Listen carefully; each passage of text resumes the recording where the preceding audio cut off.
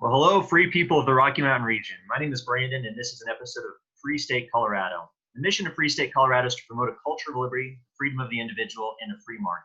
Today, I'm joined by Victoria Reynolds, chairman of the Libertarian Party of Colorado.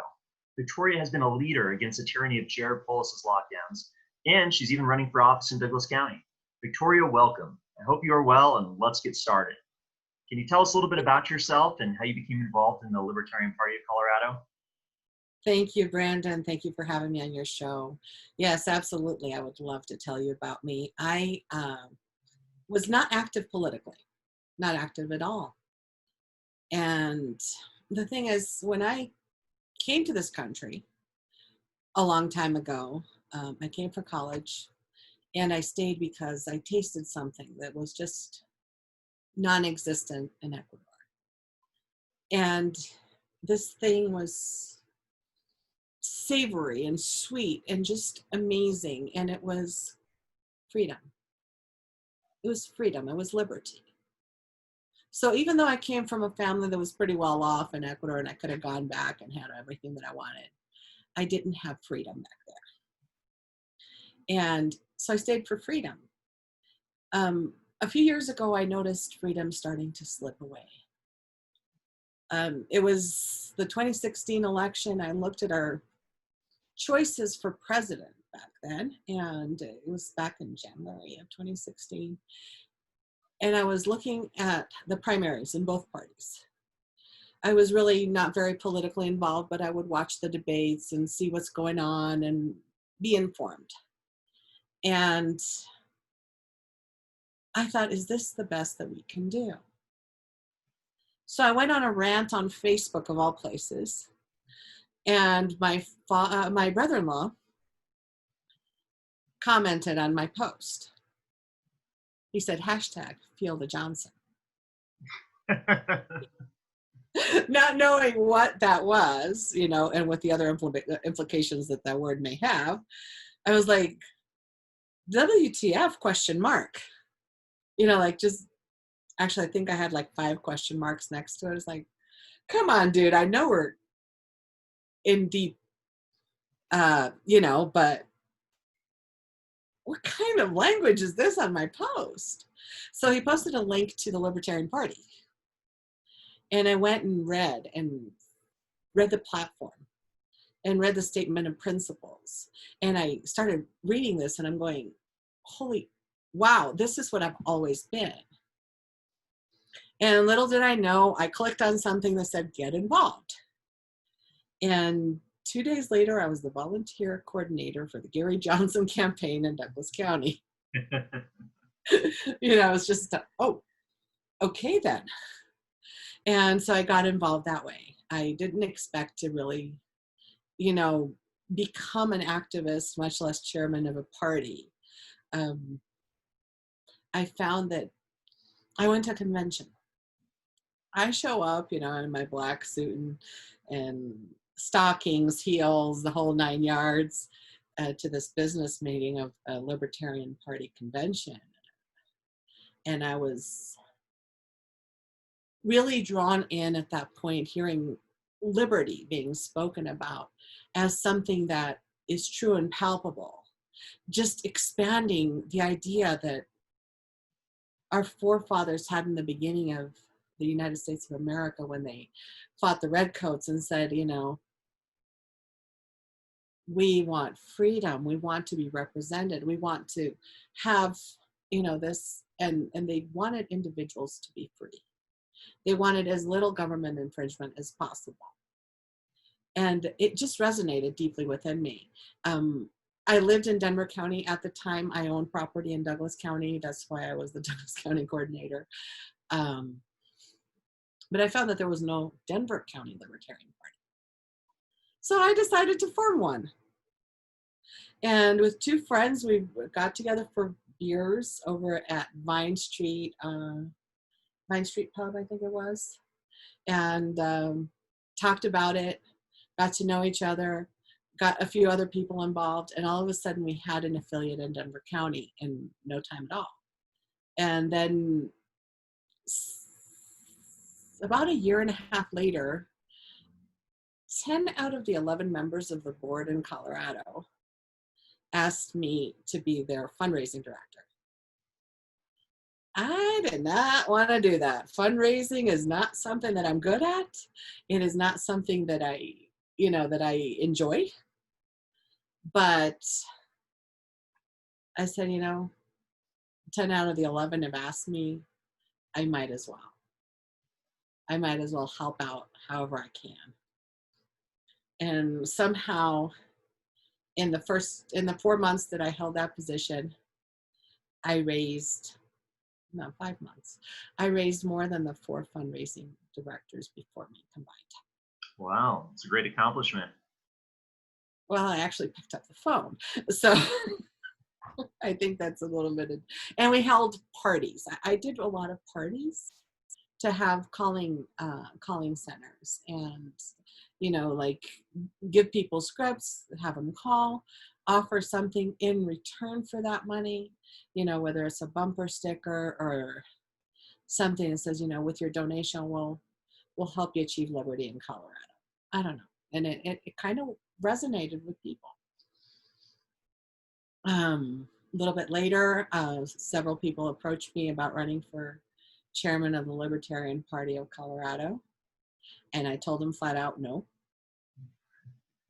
There's no way. I do not want to be chairman. I don't want that kind of responsibility. I don't want to herd cats and have, people hate me, because it is a volunteer position with a lot of hours of work. And I was asked to reconsider by several different people. And finally I said, okay, I'll run. I did not expect to win. I won by quite a large margin, actually. It was just the right thing to do. And then I became chairman. And a few months later, what happened was we were planning our convention for 2020. It was supposed to be April 3rd of this year. And in March, the governor decided to place an order closing down assemblies. And I was livid. I saw our freedom. I saw our liberty going away. I saw our employee become a dictator and treat us like we are, morons babbling morons that can't even talk or choose for ourselves or take care of our own lives. And I had a little bit of a reaction. I decided to hold convention anyway. I called an emergency board meeting to try to figure out how to change the location, because we were going to have it in Glenwood Springs, but the hotel in Glenwood Springs closed. So we decided to have it in Lakewood, because they could still in Jefferson County have up to 250 people. So I figured, okay, we'll do it there, but we are not going to give up our right to assemble. And then Mr. Polis set more restrictions and shut down everything. And the hotel where we were going to have it was afraid of losing their business license. So we had no place to hold our convention in April. We ended up having a convention online via Zoom to get our candidates on the ballot. But that really bugged me to the point that, our First Amendment constitutional right to assemble was taken away. Yeah. What's next? Oh yeah, it's been extremely frustrating for a lot of people. A lot of us people in Colorado who believe in freedom, believe in liberty, and have seen our freedoms being taken away inch by inch. It just seems like it accelerated so much this year, with restrictions on our ability to assemble, to protest, to be out there, and basically try and petition our government for redressing our grievances that they're causing, and the destruction of our economy. I mean, it's absolutely horrendous and unprecedented. And is that, for a lot of people out there, they might not realize, but you've been a big leader against these lockdowns. And I understand you organized a lot of the rallies that happened at the state capitol earlier this year. Can you tell us a little bit about that? So as I was looking at our right to assemble being taken away, I also saw our right to own property being taken away, our right to conduct business, our right to, right to property. We have the right to have our property. The government not decide who wins, who loses, who's allowed to be open and who's not. I saw arbitrary orders, like this business that sells pants is allowed to stay open, but that one is not. Or, what is essential and what is not, decided by government. And I kind of got a little bit outraged. And I was looking for something to join, someone to do something. I figured that someone would protest, but nobody did. So I put out some feelers to see if anybody would join me if I organized a protest. And I got 3 friends of mine said, yeah, we'll help you out. And then somebody else joined. And 3 days later, Channel 7 calls me up and is like, we see that you're organizing a protest. We'd like to talk to you. What is wrong with you? Do you want to kill people? That was the people are afraid of a virus. And I don't blame them. It's an unknown virus that they haven't seen before, that the projections show that was going to be really devastating for people's lives, for people's health. And, people are afraid. They're afraid. I get it. But we have the right to be able to assemble. We have the right to be able to work. We have the right to continue to have our properties, our property. And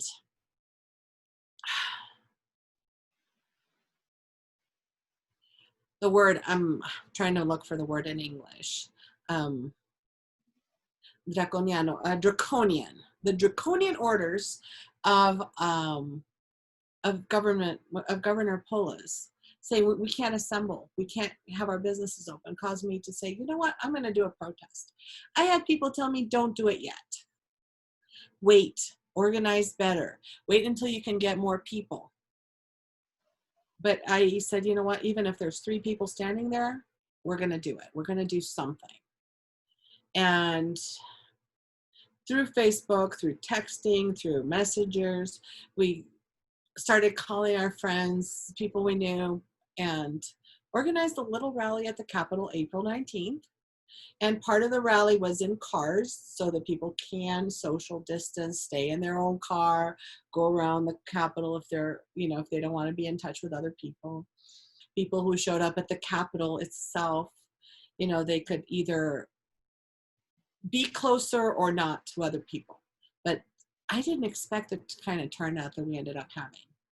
I had some organizations reach out to me. It's like, Victoria, can we join you? I'm like, yes, I don't care what your political organization is, what your beliefs are. If you're a Democrat, if you're a Republican, if you're independent, if you want freedom, if you want to be able to go back to work, if you want to send a message to the governor, come join me. And according to Denver police, we had between 4,000 and 5,000 people at the lawn of the Capitol that day. And they estimated about 9,000 people in cars. Wow. Considering it's backed up for 3 miles. Wow. The cars that were going around the Capitol were backed up for 3 miles. So we had, 14,000 people protesting. And according to Telemundo, the next day, that was part of the reason that made Governor Polis change his mind about continuing the complete lockdown in Colorado. Interesting. Very, very interesting. Well, it's great to see some political activism. It's great to see you and other people standing up against the authoritarianism that we're experiencing here. When you talked about moving to Colorado and moving to the United States because of the freedom that we have, I hear that story often with people who move, even from other parts of the United States to come to Colorado because it's seen as a lot better place to live in terms of the individual freedoms that people have. So we only can keep those freedoms if we fight for them, if we stand up and don't let them be taken away. That's very true. When I moved to Colorado in 2002, there was freedom here. It was a place where you could have the American dream. You know, people were prospering. You could have not just your freedom, but you could have prosperity. The economy was doing well. It got even better after we legalized marijuana. People were afraid of legalizing it, but it got better. The economy got better. Crime rates did not go up. The use did not go up. But we stopped the cartels. So that actually crime rate got lower, and we managed to thrive in the economy here in Colorado. It kept getting even better. You know, a year ago, we had an unemployment rate of less than 4%. I'm an economist. I tend to think in numbers. So that's really good. That is really, really good for an unemployment rate. We had an economy that was thriving. House prices were going up. People could afford those the price of the housing. Right now it's still going up, but people can't afford them anymore. And it was a place to be. Colorado was just the place to live. And then this. I watched as our freedom started getting stripped away from us 4 years ago, 2 years ago, even more. Here in Colorado, I'm talking about Colorado itself, it became less and less free. Somehow government started to believe that their job is to tell us what to do, that their job is to tell us what is and is not okay, while they are actually our employees. If you're old enough to vote, if you are capable of paying your own bills, of taking care of yourself, you might have a driver's license, I don't know. Do you think that you are old enough to be able to also figure out what is right for your own health? Yeah, it makes sense. I mean, personal responsibility and individual choice are key components. From what I understand of the Libertarian Party, but there's probably a lot of people out there who don't know what the Libertarian Party is. They're not familiar with what it's about, what does it stand for, what is the statement of principles, and why is the Libertarian Party different from the Democrats and Republicans? Maybe you want to talk a little bit about that, and maybe why should people look at the Libertarian Party? Why are they an alternative? Well, the Libertarian Party is about freedom. It is about all of your freedoms all of the time. While the Democrats may speak about civil liberties, marriage equality, they may speak about things like that, right? Racial equality, freedom of choice. The Libertarian Party has been advocating for those principles since its inception in 1971. So nearly 50 years ago, when we started, we were already speaking about marriage equality, about equality for women, about racial equality. We had a woman vice presidential candidate get an electoral college vote in 1972. Many of your viewers probably weren't even born then. And 1972. The Democrats started speaking about women's equality when? A lot later. The Republicans actually started speaking about it sooner. Then you have the Republican Party. They speak of fiscal responsibility, about keeping taxes low, about spending less. But it's really, what are they spending less on and what are they spending more on? Because the Republican Party says they're fiscally responsible, but I see them growing the government, incurring more debt. It's the types of things that they spend the money on.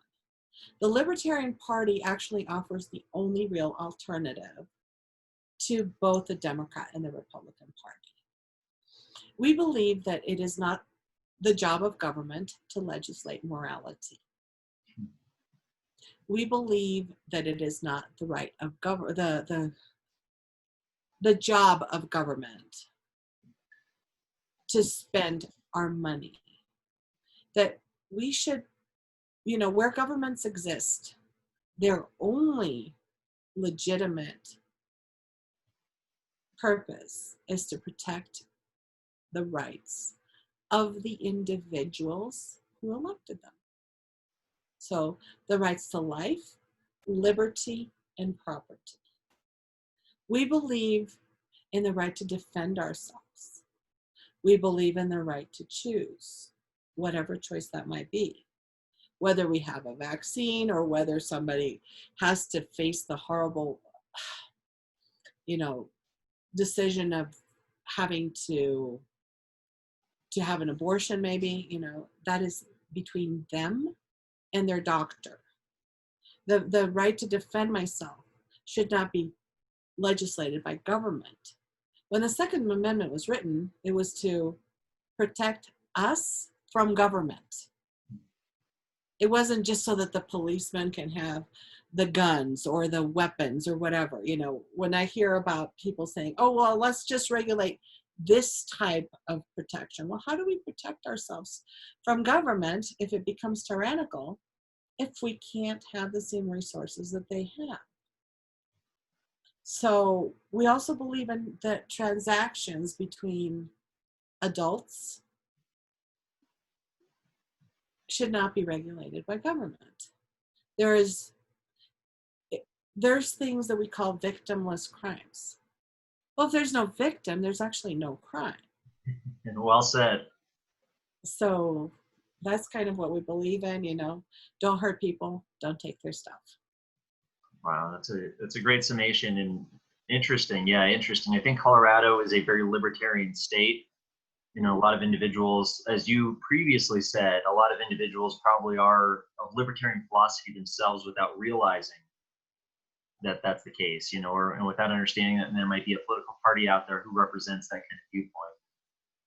Yeah. I thought that I was a conservative Republican. I remember when my daughter was in elementary school, she was talking to one of her friends, and she said something like this. So my mom, she is tolerant of everyone. She doesn't care what you do with your own life. She has a coexist bumper sticker in the back of her car. She eats organic. That was the other thing that she added to the statement. She's like, she thinks that all drugs should be legal. She thinks that people should engage in whatever exchange they want to engage in. And it's not her job to tell other people how to live their lives. And then she goes, she's a conservative Republican. And then she started laughing so hard. Now, my kids have been reading about politics and about policy since they were little. I don't know why, but they have. And, and I thought about it. It was like, but I am, except I don't think that I should legislate morality. My personal views on a certain thing or not, whether I'm a Christian or I'm a pagan or I'm Jewish or I'm Muslim. Should my religion be imposed on you? I don't think so.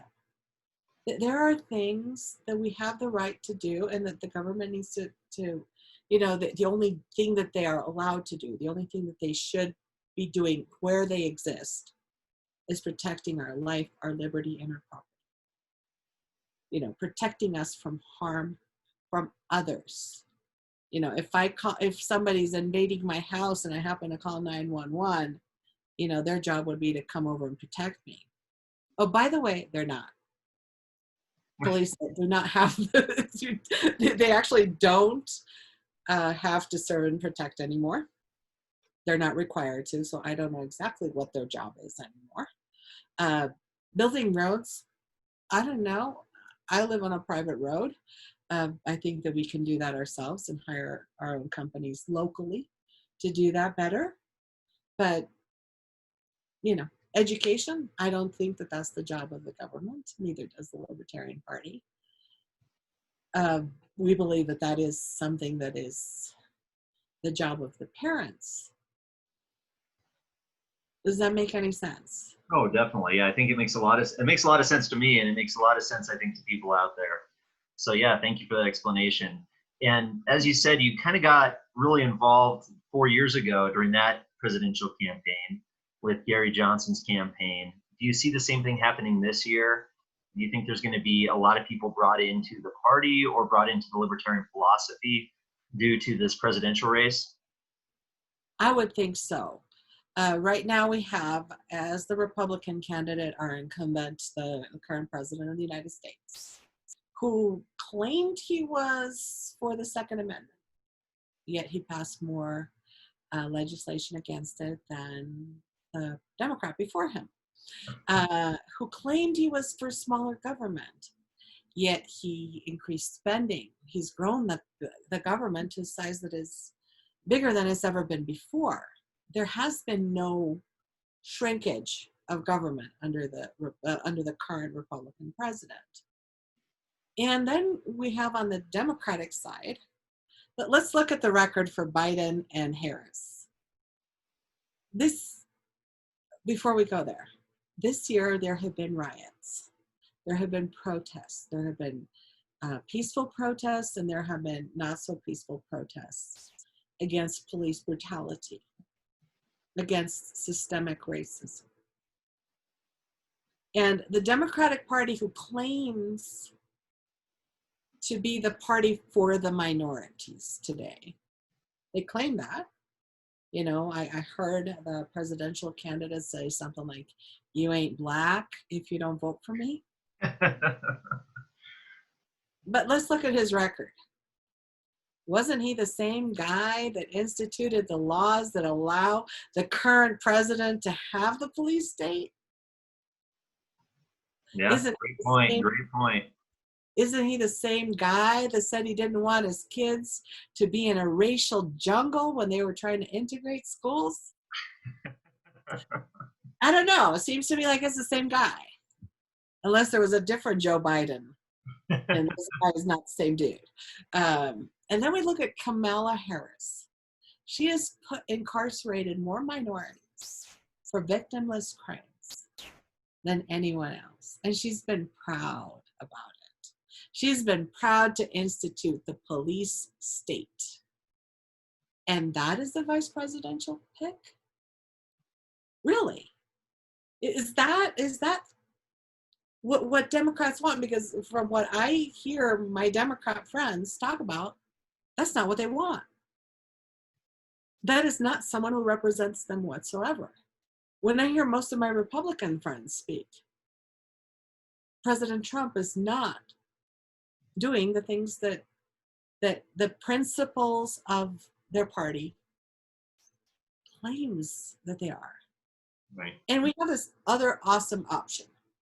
So for those who don't know, Jo Jorgensen, Dr. Jo Jorgensen, is a very qualified woman who is a lecturer at a college, who is a therapist, who ran for vice president back in 1996 when Harry Brown was running for president, who not only does she have the education needed, she doesn't have any sexual scandals behind her like either of the other guys. She also is actually anti-war. She is for peace, for bringing our troops home, really. She is for ending police brutality, for ending the police state, for allowing people to defend themselves. She is a supporter of Black Lives Matter, the movement, not the organization. And there's a very big difference because the organization BLM Inc. is a socialist organization, while the movement that started to end police brutality is a whole different thing. But their name was usurped by BLM Inc. That is a socialist radical organization. So let's make a difference there. You know, she believes in ending systemic racism, because it does exist in various of the laws that are written, that were written to keep minorities down. The NRA and the Ku Klux Klan, for example, they're both anti-gun organizations that are against minorities, and they are against, and they are for restrictions and for keeping people from being able to defend themselves. Jo Jorgensen is about ending the Department of Education. Let's send that over to the states and the counties, the local, make it as local as possible. That federal government should not be telling us what our kids should be learning. She is for ending ICE. People should be allowed to come in and out of this country. Allowing them to come in does not mean that we are going to have a massive, millions of people are going to just show up here. If you look at studies from the Cato Institute and from others, they actually help the economy. She is for ending the welfare state. There has been systemic welfare in this country where there is generation after generation after generation of people who have lived in poverty ever since the war on poverty began. The only people that actually got rich from the war on poverty were the government employees. The poverty has increased thanks to the war on poverty. She wants to end the war on drugs. The only people that benefit from the war on drugs, again, are the cartels. Who is hurt by the war on drugs are addicts. Let's not turn vices into crimes.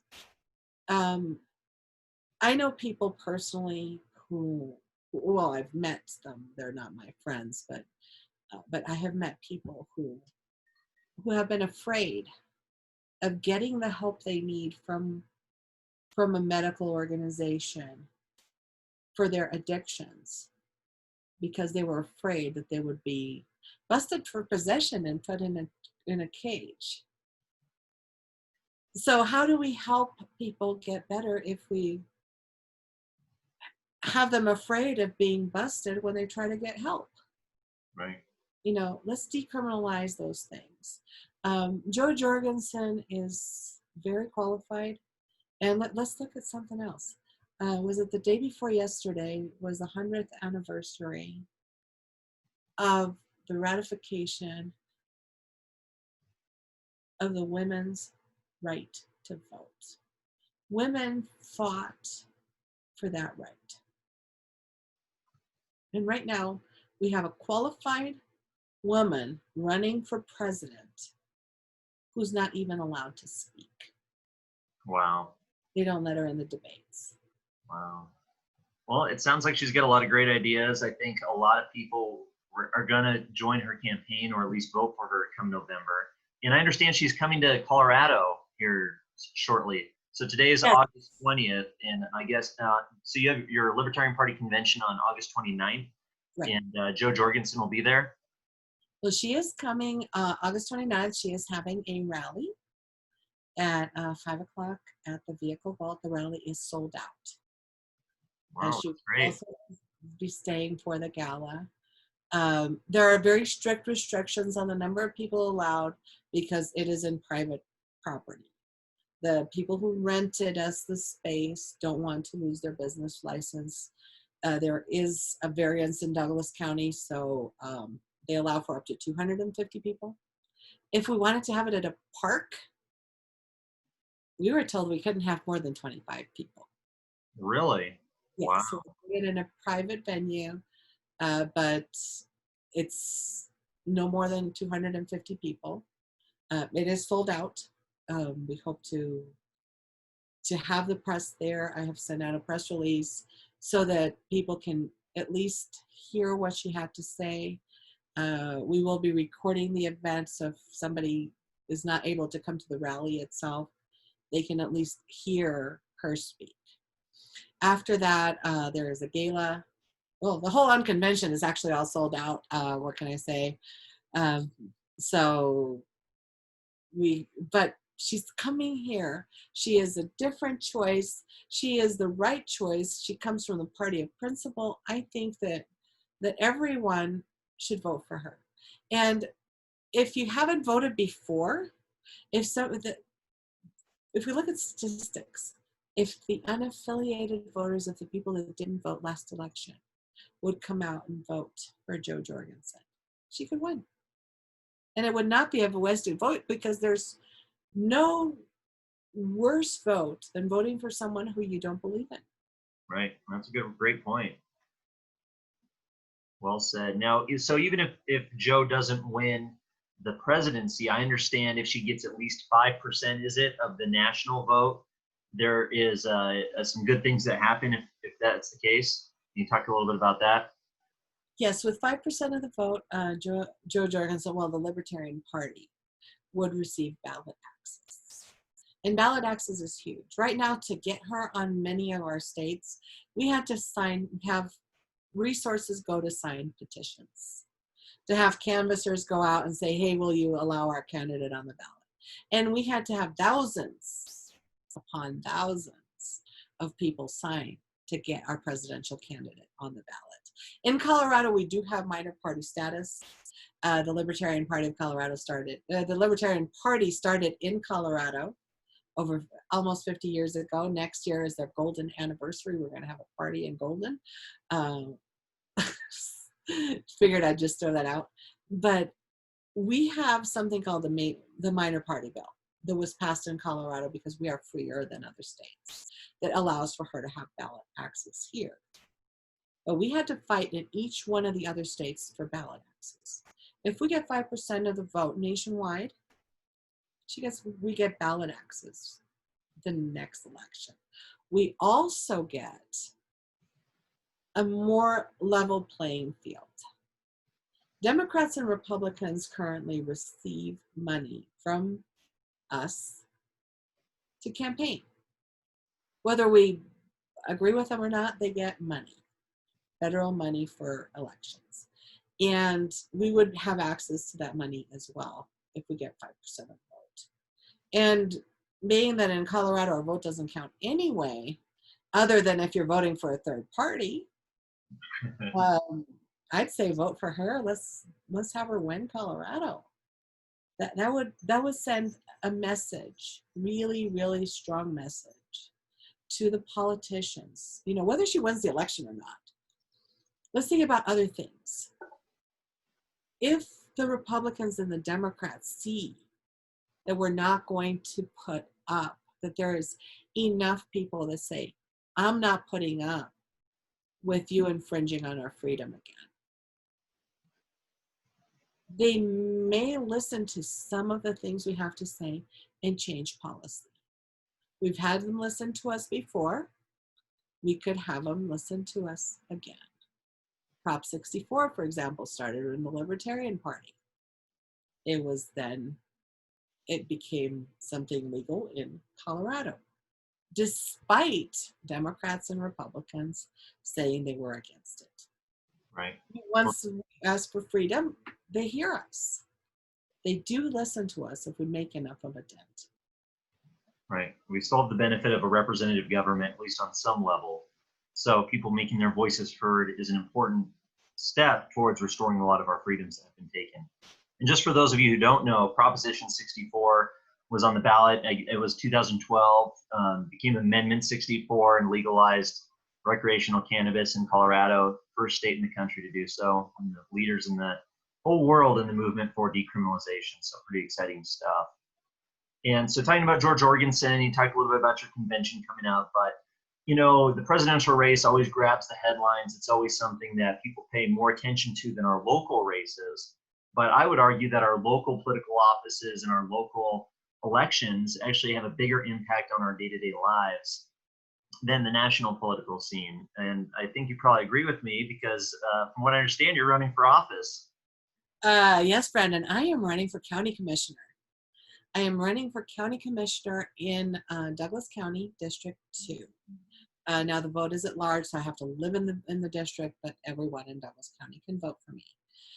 It is at the local level that we can make the most difference. For example, when this shutdown started, I contacted our county commissioners here in Douglas County.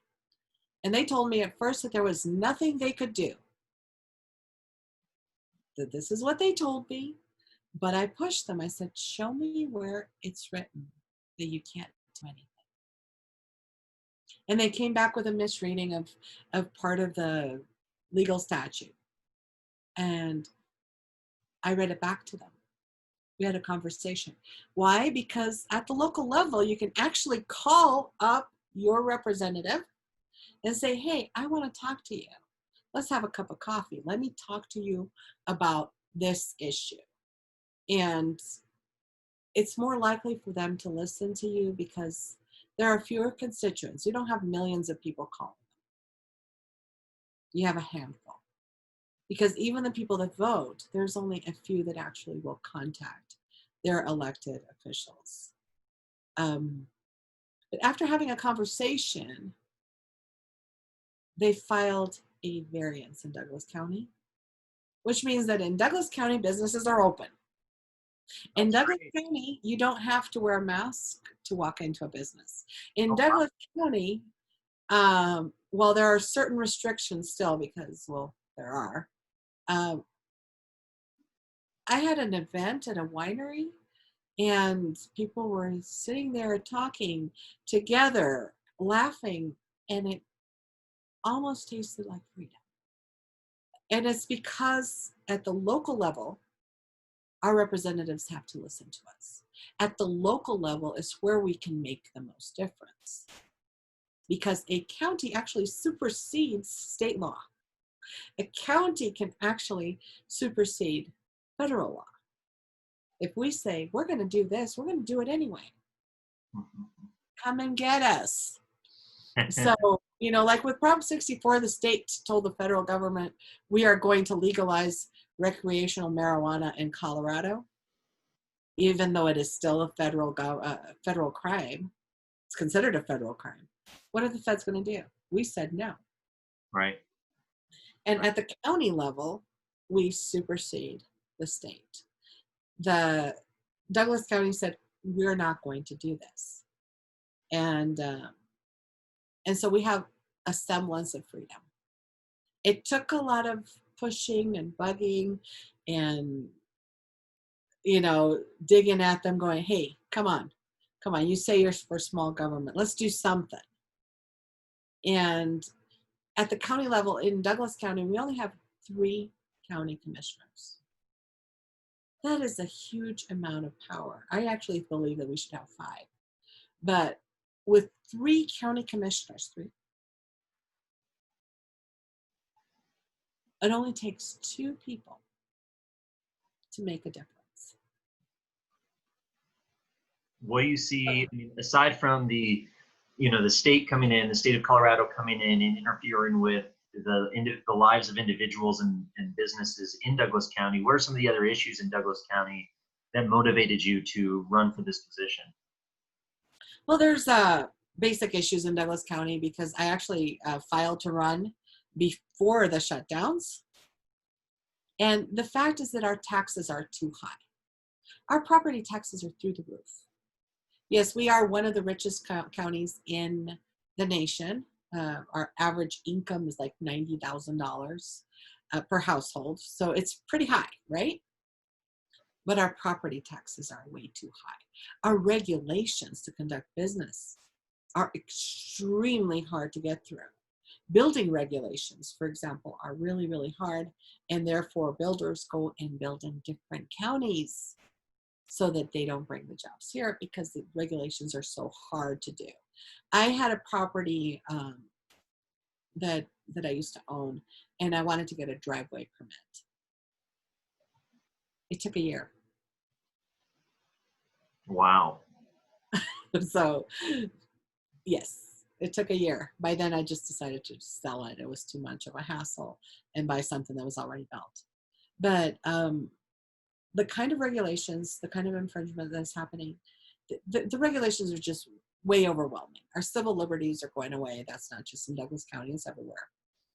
And another thing that in Colorado, like I mentioned Prop 64, right? It's legal in Colorado to sell, buy recreational marijuana. In Douglas County, it is not. Really? In the entire county? The entire county, it is not legal. So if you want to buy marijuana, and there are many people in the county that use marijuana. You know, I don't smoke, yeah. but you know, a lot of people do. I have tried it. I'm not going to say I haven't, but you know, it's not my thing. My thing might be something else, right? But if somebody wants to buy marijuana, all they have to do is go across County Line Road and purchase it in Arapahoe County. We don't even have medical. Wow. We don't have any marijuana for grow or for sale or dispensaries at all in Douglas County. Interesting. I wasn't aware of that. It's very interesting. Yeah. Imagine the stream of revenue that could come into Douglas County. Imagine the number of jobs that could come into Douglas County. Considering it is considered an essential business, you know, my doctor's not essential, but marijuana, since it is an essential business, just imagine the infrastructure, the jobs, the revenue that can be made from just legalizing recreational marijuana in Douglas County.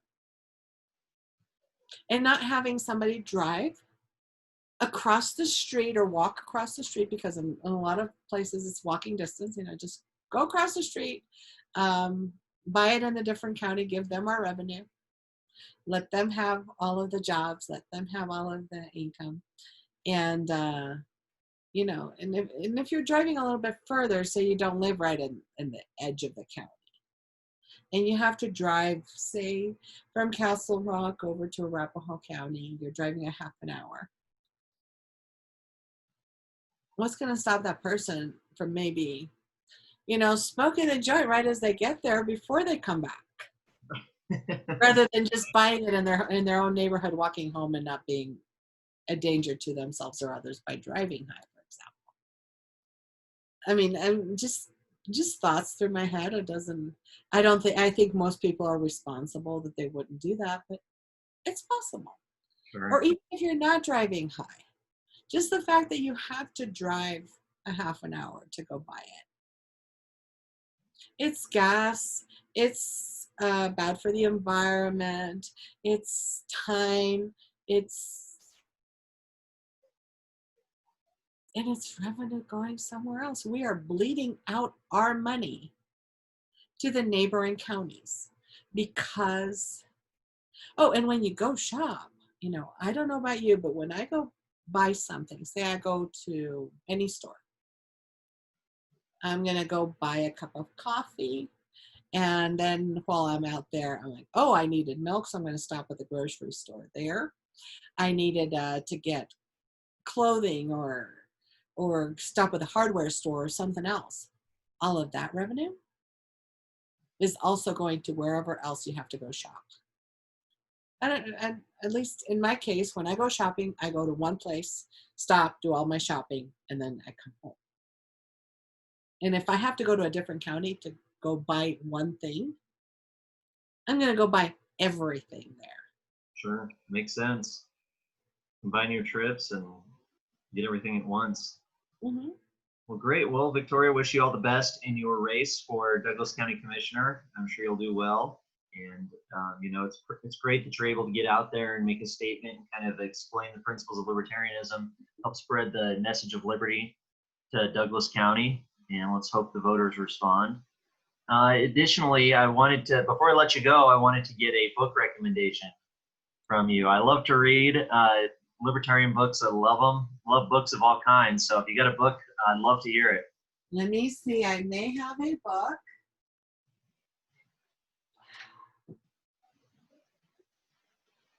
Well, it might be hard.